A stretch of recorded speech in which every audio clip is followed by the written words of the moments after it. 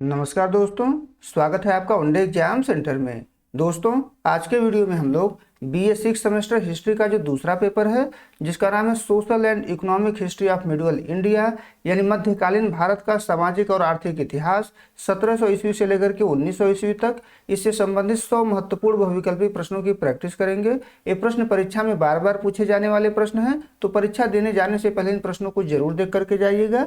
आपको बता दें कि 100 प्रश्नों का ये हमारा दूसरा प्रैक्टिस सेट है। इसके पहले हम लोगों ने एक और प्रैक्टिस सेट कर लिया है। अगर आपने उसको नहीं देखा है तो आप हमारे प्लेलिस्ट में जाकर के देख सकते हैं। चलिए बिना देर के प्रश्नों की प्रैक्टिस शुरू करते हैं। आपका पहला प्रश्न है, वेदांत कॉलेज की स्थापना राजा राम मोहन राय ने किस वर्ष की थी? तो वेदांत कॉलेज की जो स्थापना है वो राजा राम मोहन राय ने 1825 ईस्वी में की थी। पहले का बी ऑप्शन आपका सही हो जाएगा। दूसरा प्रश्न देख लेते हैं। इसमें आपसे पूछा गया है कि प्रार्थना समाज को महाराष्ट्र में लोकप्रिय बनाने का श्रेय किसे जाता है? तो प्रार्थना समाज को महाराष्ट्र में लोकप्रिय बनाने का जो श्रेय है वो महादेव गोविंद रानडे को जाता है। सी ऑप्शन आपका दूसरे का सही हो जाएगा। तीसरा प्रश्न देख लेते हैं। स्वामी दयानंद सरस्वती ने आर्य समाज की स्थापना कहाँ की थी? तो स्वामी दयानंद सरस्वती ने आर्य समाज की स्थापना बंबई में की थी। बी ऑप्शन आपका तीसरे का सही हो जाएगा। चौथा प्रश्न है, शुद्धि आंदोलन का संबंध किस संगठन से था? तो शुद्धि आंदोलन का जो संबंध था वो आर्य समाज से था। सी ऑप्शन आपका चौथे का सही हो जाएगा। पांचवा प्रश्न है, अहमदिया आंदोलन के संस्थापक मिर्जा गुलाम अहमद ने स्वयं को क्या घोषित किया था? तो मिर्जा गुलाम अहमद ने स्वयं को पैगंबर या मसीह घोषित किया था। बी ऑप्शन आपका पांचवें का सही हो जाएगा। छठा प्रश्न देख लेते हैं। इसमें आपसे पूछा गया है कि परमहंस मंडली की स्थापना कहाँ हुई थी? तो परमहंस मंडली की जो स्थापना है वो महाराष्ट्र के बंबई में हुई थी। ए ऑप्शन आपका छठवें का सही हो जाएगा। सातवां प्रश्न है, सर सैयद अहमद खान ने साइंटिफिक सोसाइटी की स्थापना कहाँ की थी? तो सर सैयद अहमद खान ने साइंटिफिक सोसाइटी की जो स्थापना है वो गाजीपुर में की थी। सातवें का सी ऑप्शन आपका सही हो जाएगा। आठवां प्रश्न देख लेते हैं। बहुजन समाज के विकास का आधार किस समाज सुधारक के विचारों में मिलता है? तो सबसे पहले ज्योतिबा फूले के विचारों में मिलता है। सी ऑप्शन आपका आठवें का सही हो जाएगा। नवां प्रश्न है, विवेकानंद ने विश्व धर्म संसद में भाग कब लिया था? तो विवेकानंद ने विश्व धर्म संसद में 1893 में भाग लिया था। बी ऑप्शन आपका नौवें का सही हो जाएगा। 10वां प्रश्न है, निम्नलिखित में से किसे भारतीय पुनर्जागरण का भोर का तारा कहा जाता है? तो भारतीय पुनर्जागरण का भोर का तारा जो है राजा राम मोहन राय को कहा जाता है। सी ऑप्शन आपका 10वें का सही हो जाएगा। 11 नंबर प्रश्न है, कार्नवालिस कोड किस वर्ष निर्मित हुआ था? तो कार्नवालिस कोड जो है 1793 में निर्मित हुआ। बी ऑप्शन आपका 11 का सही हो जाएगा। 12 नंबर प्रश्न है, रैयतवाड़ी व्यवस्था में राजस्व का निर्धारण किस आधार पर होता था? तो भूमि के सर्वेक्षण और मिट्टी के प्रकार के आधार पर होता था। बी ऑप्शन आपका 12 का सही हो जाएगा। 13 नंबर प्रश्न देख लेते हैं। महालवाड़ी व्यवस्था के अंतर्गत गांव का मुखिया क्या कहलाता था? तो महालवाड़ी व्यवस्था के अंतर्गत गांव का जो मुखिया होता था उसको लंबरदार कहा जाता था। बी ऑप्शन आपका 13 का सही हो जाएगा। 14 नंबर प्रश्न है, ब्रिटिश भारत के कितने प्रतिशत क्षेत्र पर स्थायी बंदोबस्त लागू था? तो ब्रिटिश भारत के कुल जो है 19% क्षेत्र पर स्थायी बंदोबस्त लागू था। ए ऑप्शन आपका सही हो जाएगा 14 का। 15 नंबर प्रश्न है, रैयतवाड़ी व्यवस्था ब्रिटिश भारत की कुल कितने प्रतिशत क्षेत्र पर लागू थी? तो जो रैयतवाड़ी व्यवस्था थी वो ब्रिटिश भारत की कुल जो है, यहाँ पर आपका सही उत्तर हो जाएगा 51% क्षेत्र पर लागू थी। सी ऑप्शन आपका 15 का सही हो जाएगा। 16 नंबर प्रश्न है, अनुपस्थित जमींदारी किस व्यवस्था का परिणाम थी? तो अनुपस्थित जमींदारी जो है स्थायी बंदोबस्त की परिणाम थी। बी ऑप्शन आपका 16 का सही हो जाएगा। 17 नंबर प्रश्न है, मद्रास के 12 महल जिले में रैयतवाड़ी का पहला प्रयोग कब किया गया? तो मद्रास के 12 महल जिले में रैयतवाड़ी का जो पहला प्रयोग है वो 1792 में हुआ था। ए ऑप्शन आपका 17 का सही हो जाएगा। 18 नंबर प्रश्न देख लेते हैं। इसमें आपसे पूछा गया है कि किस भू राजस्व व्यवस्था ने किसानों को भूमि का मालिक बनाया? तो रैयतवाड़ी व्यवस्था ने किसानों को भूमि का मालिक बनाया था। सी ऑप्शन आपका 18 का सही हो जाएगा। 19 नंबर प्रश्न है, पंजाब में मुख्य रूप से कौन सी भू राजस्व प्रणाली प्रचलित थी? तो पंजाब में मुख्य रूप से महालवाड़ी व्यवस्था प्रचलित थी। सी ऑप्शन आपका 19 का सही हो जाएगा। 20 नंबर प्रश्न है, ब्रिटिश भू राजस्व नीतियों का मुख्य उद्देश्य क्या था? तो ब्रिटिश भू राजस्व नीतियों का मुख्य उद्देश्य था अधिकतम भू राजस्व प्राप्त करना। सी ऑप्शन आपका 20वें का सही हो जाएगा। 21 नंबर प्रश्न है, बी औद्योगिकरण का सबसे बुरा प्रभाव किस वर्ग पर पड़ा? तो बी औद्योगिकरण का जो सबसे बुरा प्रभाव है वो बुनकरों और दस्तकारों पर पड़ा। बी ऑप्शन आपका 21 का सही हो जाएगा। 22 नंबर प्रश्न है, ब्रिटिश शासन के दौरान भारतीय निर्यात में किस वस्तु की हिस्सेदारी घटती गई? तो ब्रिटिश शासन के दौरान जो है सूती वस्त्र की हिस्सेदारी घटती गई। ए ऑप्शन आपका 22 का सही हो जाएगा। 23 नंबर प्रश्न देख लेते हैं, भारतीय कृषि के व्यवसायीकरण के कारण किस समस्या में वृद्धि हुई? तो भारतीय कृषि की व्यवसायीकरण के कारण खाद्य की सुरक्षा में कमी आई और अकाल बार बार पड़े। तो ए ऑप्शन आपका 23 का सही हो जाएगा। 24 नंबर प्रश्न है, बंगाल में नील की खेती करने वाले किसानों के शोषण को किसने उजागर किया? तो दीनबंधु मित्र के द्वारा उजागर किया गया था। बी ऑप्शन आपका 24 का सही हो जाएगा। 25 नंबर प्रश्न देख लेते हैं, कमर्शियल क्रॉप्स यानी कि नकदी फसलों के उत्पादन से किसानों की किस पर निर्भरता बढ़ गई? तो बाजार और साहूकारों पर निर्भरता बढ़ गई। बी ऑप्शन आपका 25वें का सही हो जाएगा। 26 नंबर प्रश्न है, हस्तशिल्प के पतन से भारतीय शहरों की जनसंख्या पर क्या प्रभाव पड़ा? तो हस्तशिल्प के पतन से भारतीय शहरों की जनसंख्या में भारी गिरावट आई। बी ऑप्शन आपका 26 का सही हो जाएगा। 27 नंबर प्रश्न है, चंपारण सत्याग्रह का कारण कौन सी नकदी फसल थी? तो चंपारण सत्याग्रह के कारण जो है नील थी। सी ऑप्शन आपका 27 का सही हो जाएगा। 28 नंबर प्रश्न देख लेते हैं, मैनचेस्टर ऑफ इंडिया के नाम से कौन सा शहर जाना जाने लगा था? तो मैनचेस्टर ऑफ इंडिया के नाम से जो है अहमदाबाद को जाना जाने लगा था। बी ऑप्शन आपका 28 का सही हो जाएगा। 29 नंबर प्रश्न है, ब्रिटिश सरकार ने भारतीय वस्त्रों पर ब्रिटेन में भारी कर क्यों लगाया? तो ब्रिटिश सरकार ने भारतीय वस्त्रों पर ब्रिटेन में भारी कर इसलिए लगाया हुआ था ताकि ब्रिटिश कपड़ों को संरक्षण दिया जा सके, ब्रिटिश उद्योगों को संरक्षण दिया जा सके। बी ऑप्शन आपका 29 का सही हो जाएगा। 30 नंबर प्रश्न है, निम्नलिखित में से कौन सी फसल वाणिज्यिक खेती का उदाहरण है? तो कपास जो है वाणिज्यिक खेती का उदाहरण है। बी ऑप्शन आपका 30वें का सही हो जाएगा। आगे बढ़ते हैं, 31 नंबर प्रश्न देख लेते हैं, दादा भाई नौरोजी ने ईस्ट इंडिया एसोसिएशन की स्थापना कहाँ की? तो दादा भाई नौरोजी ने ईस्ट इंडिया एसोसिएशन की जो स्थापना है वो लंदन में की थी। सी ऑप्शन आपका 31 का सही हो जाएगा। आगे बढ़ते हैं, 32 नंबर प्रश्न है, इंग्लैंड्स डेट टू इंडिया लेख किसने लिखा था? तो यह जो लेख है ये लाला लाजपत राय के द्वारा लिखा गया था। ए ऑप्शन आपका 32 का सही हो जाएगा। 33 नंबर प्रश्न है, ब्रिटिश काल में भारत से धन बाहर जाने का मुख्य स्वरूप क्या था? तो गृह प्रभार था। बी ऑप्शन आपका 33 का सही हो जाएगा।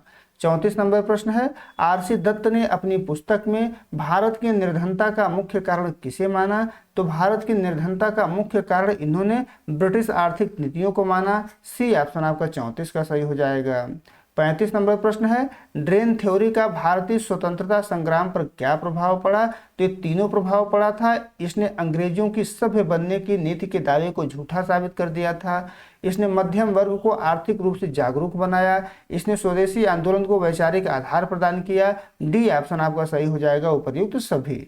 आगे बढ़ते हैं, 36 नंबर प्रश्न है, धन के बहिर्गमन का अर्थ है भारत की संपत्ति का निर्यात जिसके बदले भारत को कुछ भी भौतिक लाभ नहीं मिलता था।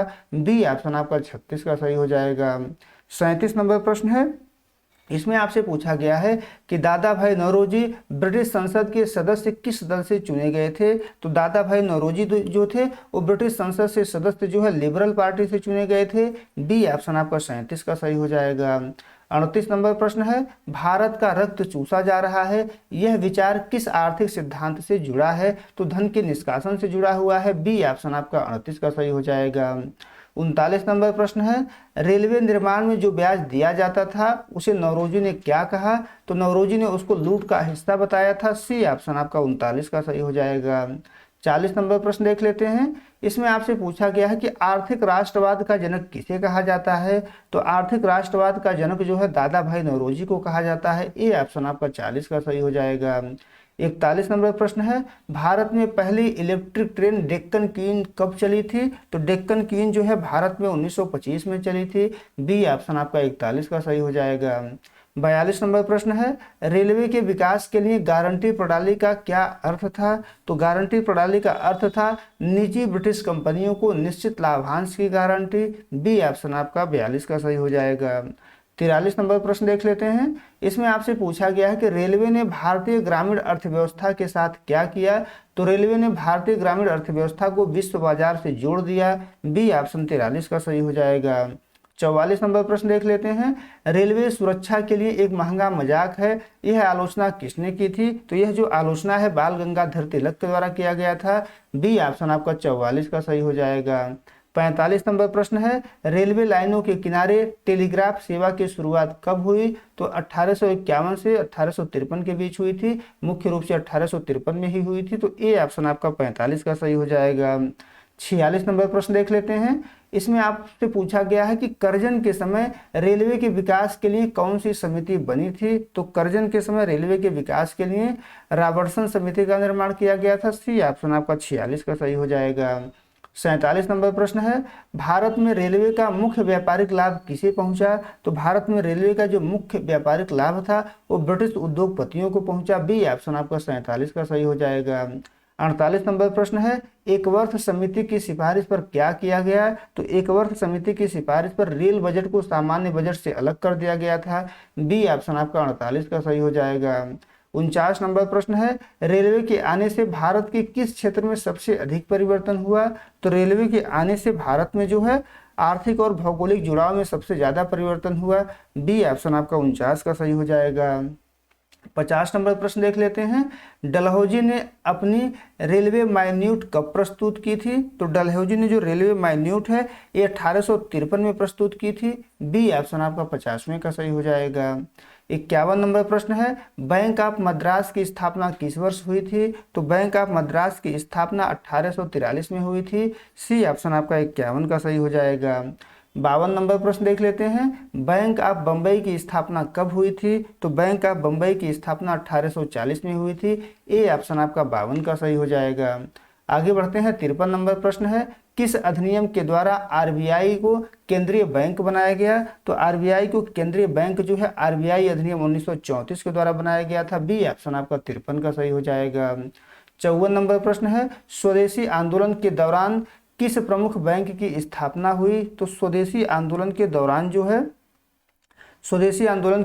जो है बैंक ऑफ इंडिया की स्थापना 1906 में हुई थी। तो बी ऑप्शन आपका 54 का सही हो जाएगा। 55 नंबर प्रश्न देख लेते हैं। इसमें आपसे पूछा गया है कि ब्रिटिश काल में भारतीय बैंकों की विफलता का मुख्य कारण क्या था।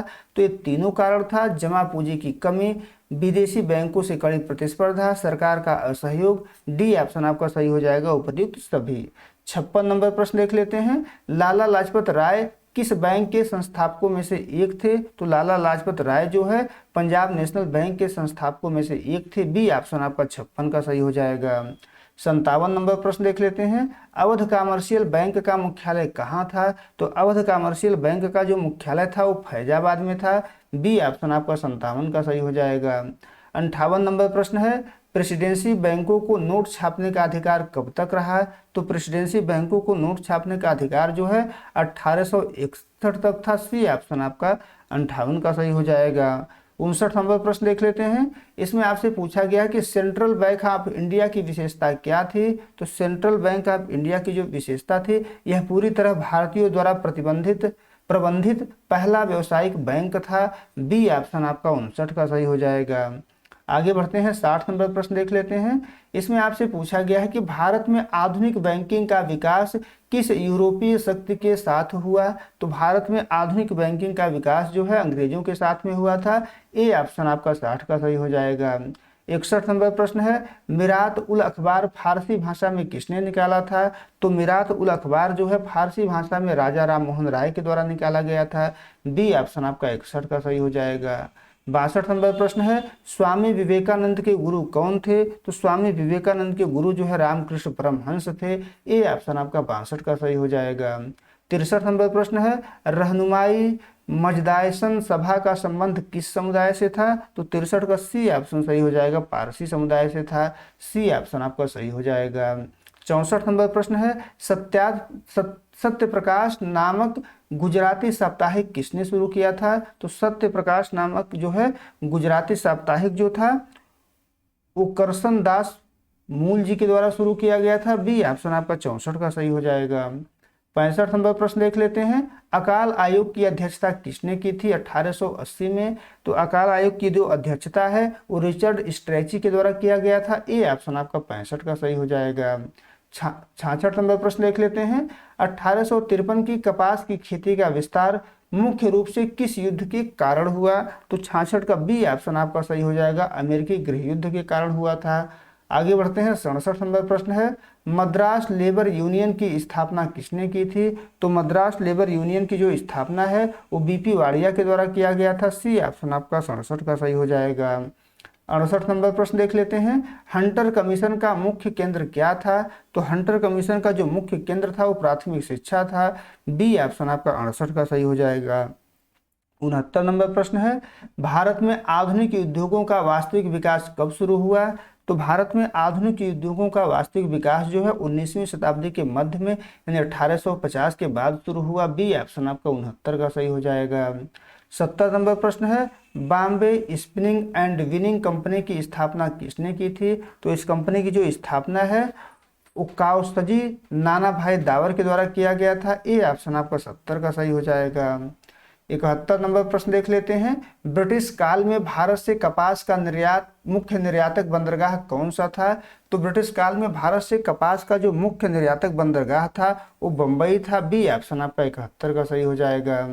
72 नंबर प्रश्न देख लेते हैं। The economic history of India के लेखक कौन हैं? तो the economic history of India के लेखक आर.सी. दत्त हैं। ए ऑप्शन आपका 72 का सही हो जाएगा। 73 नंबर प्रश्न है, भारत में पहला आधुनिक लौह इस्पात कारखाना कहाँ खुला था? तो भारत में पहला आधुनिक लौह इस्पात जो कारखाना है वो कुल्टी पश्चिम बंगाल में खुला था। बी ऑप्शन आपका 73 का सही हो जाएगा। 74 नंबर प्रश्न है, धन निष्कासन का सिद्धांत का मुख्य तर्क क्या था? क्या था मुख्य तर्क इसका? तो भारतीय पूंजी का उपयोग ब्रिटेन के विकास के लिए किया जा रहा है, यही इसका मुख्य तर्क था। सी ऑप्शन आपका 74 का सही हो जाएगा।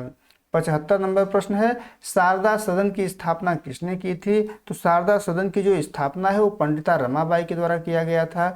बी ऑप्शन आपका 75 का सही हो जाएगा।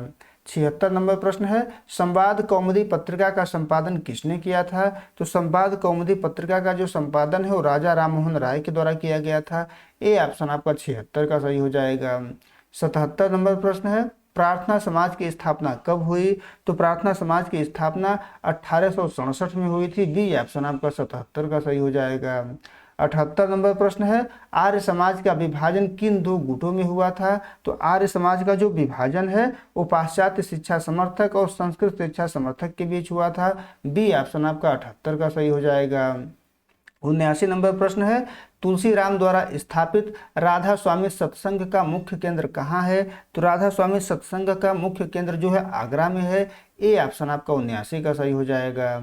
80 नंबर प्रश्न है, अलीगढ़ कॉलेज को विश्वविद्यालय का दर्जा कब मिला? तो अलीगढ़ कॉलेज को जो है विश्वविद्यालय का दर्जा 1920 में मिला।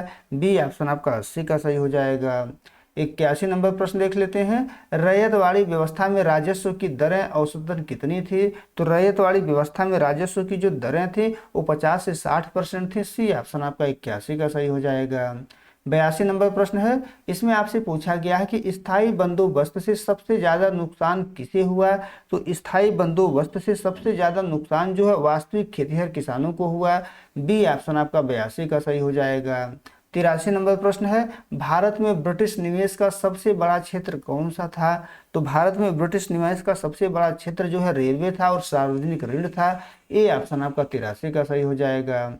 84 नंबर प्रश्न है, 1853 में रेलवे की शुरुआत के समय भारत का गवर्नर जनरल कौन था? तो रेलवे की शुरुआत के समय भारत का जो गवर्नर जनरल था वो जो है लॉर्ड डलहौजी था। बी ऑप्शन आपका 54 का सही हो जाएगा। 85 नंबर 84 था दोस्तों ऊपर वाला प्रश्न। ये 85 नंबर प्रश्न है, इंपीरियल बैंक का गठन कब हुआ? तो इंपीरियल बैंक का जो गठन था वो 1921 में हुआ था। बी ऑप्शन आपका 85 का सही हो जाएगा। 86 नंबर प्रश्न है, पीपुल्स एजुकेशन सोसाइटी की स्थापना किसने की थी? तो पीपुल्स एजुकेशन सोसाइटी की स्थापना जो है बी.आर. अम्बेडकर के द्वारा किया गया था। सी ऑप्शन आपका 86 का सही हो जाएगा। 87 नंबर प्रश्न है, सत्य शोधक समाज का मुख्य नारा क्या था? तो सत्य शोधक समाज का जो मुख्य नारा था वो सामाजिक समानता और ब्राह्मणवादी वर्चस्व का विरोध था। बी ऑप्शन आपका 87 का सही हो जाएगा। 88 नंबर प्रश्न देख लेते हैं। बंगाल विभाजन के समय कौन सा आंदोलन शुरू हुआ? तो स्वदेशी आंदोलन शुरू हुआ था। ये ऑप्शन आपका 88 का सही हो जाएगा। 89 नंबर प्रश्न देख लेते हैं। भारत में पहली जूट मिल कहाँ स्थापित हुई थी? तो भारत में पहली जो जूट मिल है उस रिसरा में स्थापित हुई थी। ये ऑप्शन आपका 89 का सही हो जाएगा। 90 नंबर प्रश्न है, आर्थिक दोहन की चर्चा किस कांग्रेसी सत्र में पहली बार की गई? तो आर्थिक दोहन की जो चर्चा थी वो सबसे पहली बार 1896 में कलकत्ता में हुआ था कांग्रेस के अधिवेशन में। बी ऑप्शन आपका 90 का सही हो जाएगा। 91 नंबर प्रश्न देख लेते हैं। दादा भाई नौरोजी द्वारा वर्णित होम चार्जेज का हिस्सा था, क्या था? तो युद्ध व्यय था, रेलवे का ब्याज था, अधिकारियों की पेंशन थी, सभी जो है होम चार्जेज में आते थे। तो डी ऑप्शन आपका सही हो जाएगा, उपर्युक्त तो सभी।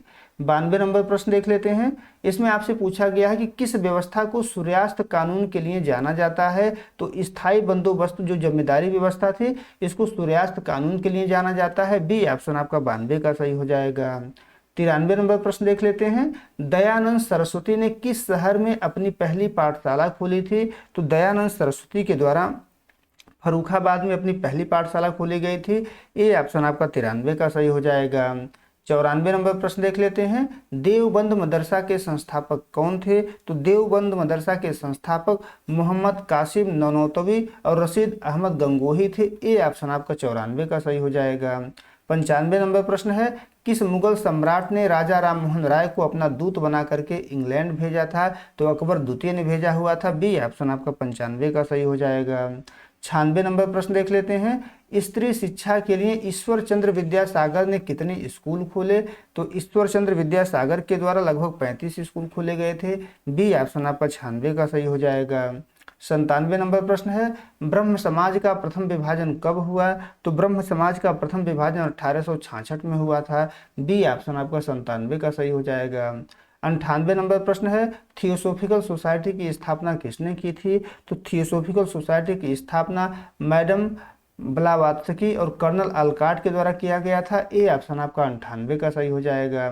99 नंबर प्रश्न है। सोशल सर्विस लीग की स्थापना किसने की? तो सोशल सर्विस लीग की जो स्थापना है वो NM जोशी के द्वारा किया गया था। ए ऑप्शन आपका 99 का सही हो जाएगा।